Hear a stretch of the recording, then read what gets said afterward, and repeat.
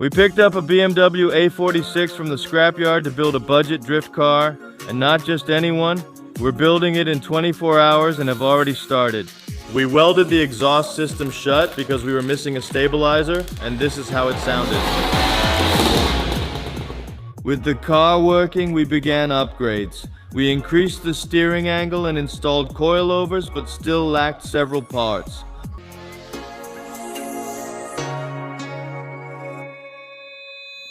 With 17 hours and 8 minutes on the clock, we're back in the workshop. It's time to tackle the interior. This morning, of course, we went to Full Car Tuning to pick up the interior parts. Huge shout out to Full Car Tuning. Thanks for helping with our budget build. We're also adding a quick shifter, sports steering wheel, and handbrake. A drift car needs a hydraulic handbrake, of course. It's going to be quite a job, and time is ticking, guys. 17 hours and 6 minutes, let's go.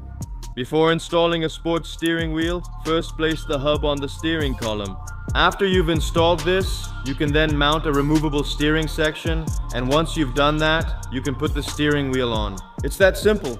The way I'm sitting here in the car, I actually decided to assemble the seats first. Put the seat frames on, then sit in the car with the bucket seats, and then actually determine where the handbrake should be placed. This is the first time I'm assembling the seat frames, so it took some figuring out how exactly it all fits together. After I assembled this, I was finally able to mount it under the seat, and of course I had to do this twice, because you have a driver's seat and a passenger seat. With only 16 hours and 6 minutes left on the clock, I installed the seats in the car. And just look at that. It completely changes the whole look of the car. Now it looks like a real race car. The height of the seats might still need to be adjusted because we're sitting pretty high. With a helmet on, it might not work, but that's not for this episode. Those are, of course, the fine-tuning things. What we're going to work on now are the short shifter and the hydraulic handbrake. We'll install this one first, then the hydraulic handbrake, since we need to decide where to place it. Do we want to have this on our side, here between the gear stick and the steering wheel? Or are we going to place it further away so that everything isn't so close together? We can only figure that out once we've installed this. And this is a job for 2 people. It's good that you're here too. We're going to lift the car up and install the short shifter. Pop, pop, pop, pop, pop, pop.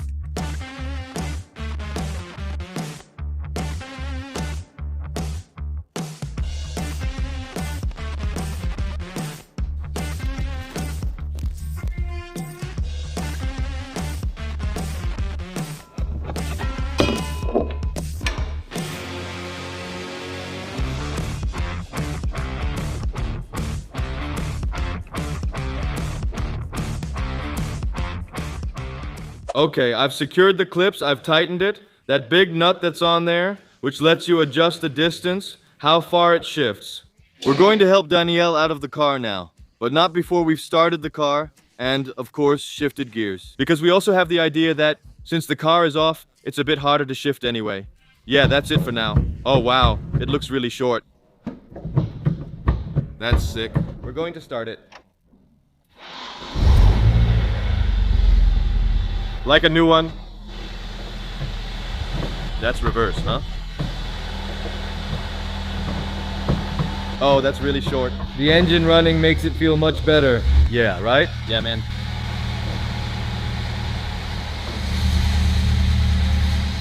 I think you're mainly focused on your 1, 2, and 3. This is great. Yeah? Yes! And now it's time to determine the position of the hydro. I'll squeeze in next to you for a moment, because that way the viewers can see it better. If we put it on this side, I actually find it too short. Somehow, I don't know. So you're driving, you go 1. It shifts heavily again since the engine is off. No, we're going to put it on the other side. Here, right? Yeah, that's what I thought too. You go to 2, press the clutch, and push that hydro.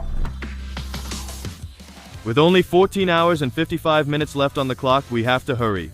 Because now we're going to make a custom bracket for our hydraulic handbrake, and that takes a lot of time.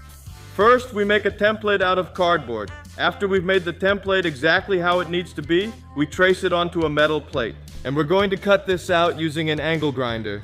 After we've cut it out, we've marked the holes, and now we can spray it with some paint so it won't rust. Now that the plate has been painted, it was just a matter of marking where the holes needed to go in the tunnel. Now we just need to drill the holes. Then I mounted the handbrake onto the plate and screwed the plate back into the car. And this was a very simple job. Alright, so we've attached the handbrake to the tunnel. With 13 hours and almost 10 minutes left on the clock, it's in, you know. The plate was so thick that all his drill bits broke, they all got dull. We could throw them away, but now we've installed a hydro in the car. This is perfect. It shouldn't have been here. It's perfect right here. I think the distance is really good. I'm still missing one thing, of course, the piping going down, and that's what we're going to do now. It's going to be a challenge, so I expect it to be time-consuming as well. Once all this is done, it's basically finished, right? Yes, exactly. Then we've basically built the drift car the way we wanted it, except for one thing, and that's the differential. We'll cover that in another episode, but next up is the handbrake. Testing outside, so yes, first connect it with the piping we bought, and then test outside to see if it works.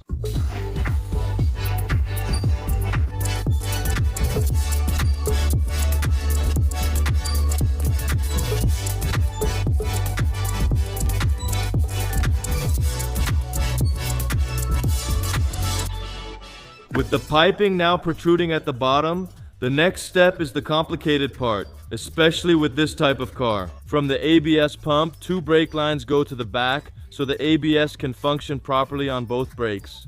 Previously, a single brake line ran to the back and split with a T-piece to both calipers, but that's no longer the case with this car. So what we're going to do is, we're going to cut the brake lines here, then add a T-piece, because our handbrake can actually only operate one brake circuit. So it goes from 2 to 1, then it basically goes onto our hose, and the other side goes to the front, which also goes from 1 to 2 again. Now you've reduced 4 lines to 2 using 2 T-pieces. Still with me? If not, you'll see the final result soon and understand it. We'll saw here, add a T-piece, and connect this line. If it works, you'll have a hydraulic handbrake. The tricky part is bleeding the system, since the large height difference in your brake line can trap air, making bleeding difficult but doable. Let's go!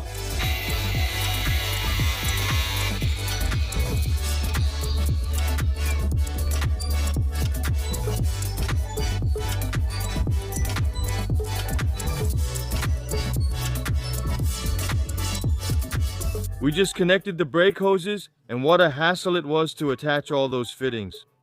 Huge mess caused on the ground. Just so you know, this is what it looks like. And the 2 lines go into one.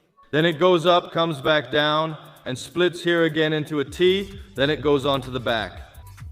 Now that this is in place, of course, we'll check everything upstairs. We'll fill it up, see if we can bleed it, and make sure it doesn't leak here. Making those nipples was a real hassle. Like I said, we have a tool from way back. That's what it looks like, all rusty and everything. But hey, a tool is a tool. And we think it turned out pretty well, so now we're going to bleed it and see what happens.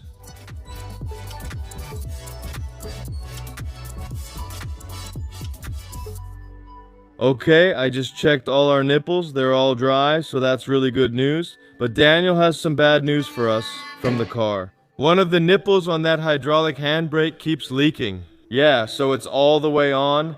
And the company made that special fitting for us because we can only make round ones, and the company said that a cup should go on there. And for that, you need a different tool, which we don't have. I bent it up a little because I saw it was a bit crooked. Yeah, I just think it's a bit much.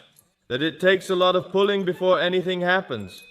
Yeah, so, well, it's a real weight off my shoulders if I can put it that way. Hydro is installed and brakes are pressurized, so we'll test ride soon.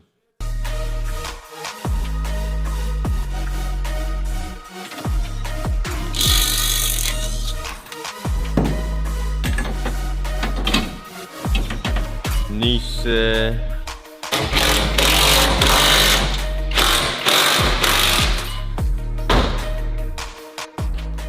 I'm really excited. It's our first test drive. Before we start, I'm curious if the handbrake works. So Don is starting the car. We've been waiting for this moment for a long time. It really sounds very funny, this thing. Let's hear it.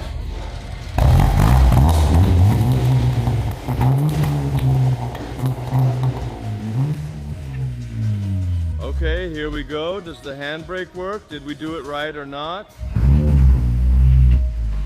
What did you get from me? An ETC notification. I just had that when accelerating.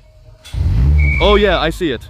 Okay, so we still need to do something about that, because of course we don't want the dynamic traction control to intervene. That's what helps prevent the rear wheels from slipping. So we're going to take out the relay, because we don't have that switch on our dashboard anymore.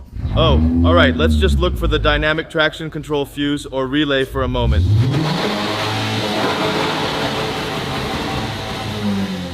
It seems like it doesn't have a brake limit. I do it myself with my foot. Look, if I just go full throttle.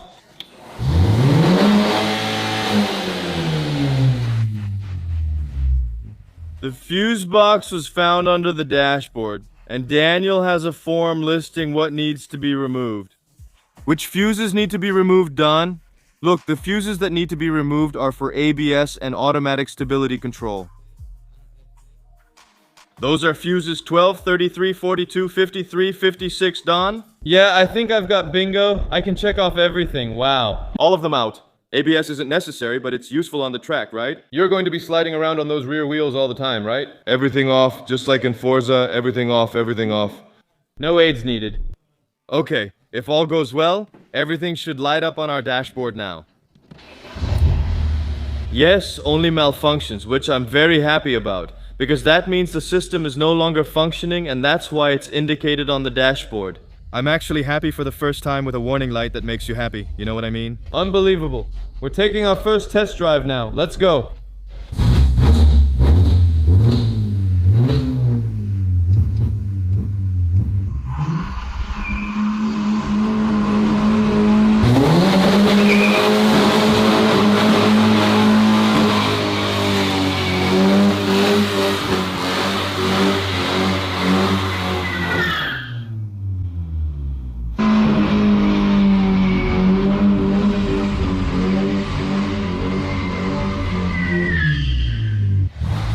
Pretty nice, right? It really does burn rubber, you know?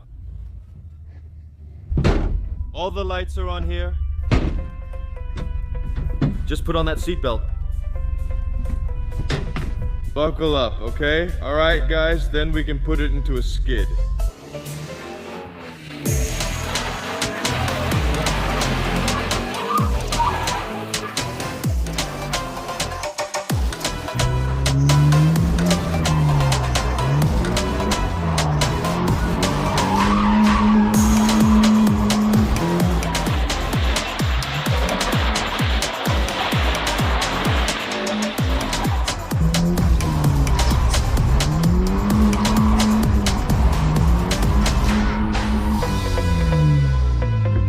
It's going all right, isn't it? Just a little S-turn, right? Without the spare? How so? It's going well, right? Do you know how slippery it is? There's sand everywhere. Yeah, that's awesome. Can you turn it fully? I don't think I've shown that steering angle yet.